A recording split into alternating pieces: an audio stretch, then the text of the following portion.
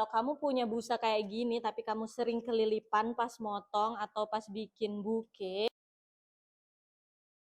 rahasia florist part 4.